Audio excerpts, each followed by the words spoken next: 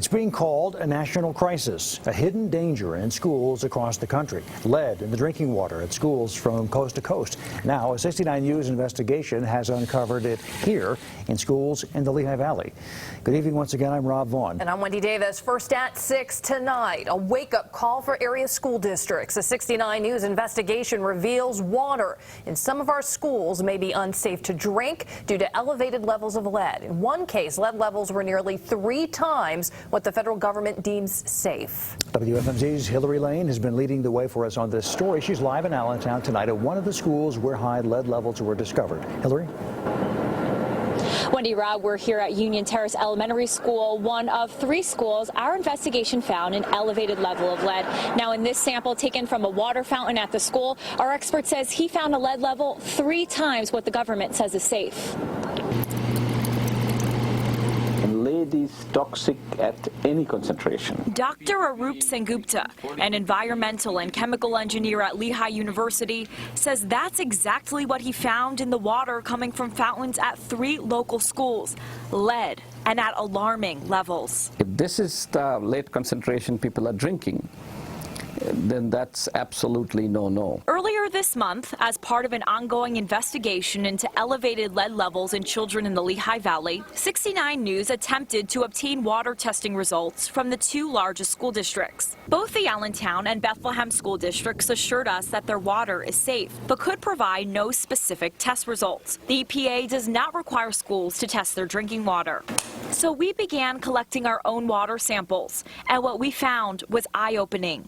3 random samples from 3 random schools, all with nearly double and in one case triple the amount of lead the federal government deems safe. Northeast Middle School, 27 parts per billion. Allen High School, 30 parts per billion. Union Terrace Elementary, 43 parts per billion. Really, there is no safe level of lead, even if a school tap is tested at 3 parts per billion.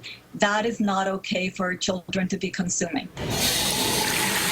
Right now, the EPA has a standard of 15 parts per billion of lead in water. Anything above that, action should be taken. Are kids at risk with these levels? Oh, if this is the level they're drinking, then they are definitely, not only the kids, even the adults are at risk. That's because lead is considered to be one of the most dangerous neurotoxins known to man. It's been linked to reduced IQs and developmental and behavioral issues in children, as well as high blood pressure and kidney stones in adults. It's important to note that the levels we found may not be representative of the water quality averaged over the course of the day. Lead levels can go down as water is used. Still, some students could be exposed to higher concentrations earlier in the day. Potentially on a daily basis, these children are being exposed to lead in water levels that are actually compromising their future. 69 News has been consulting with Dr. Yana Lombernado, part of the water testing team at Virginia Tech University that uncovered the water crisis in Flint, Michigan,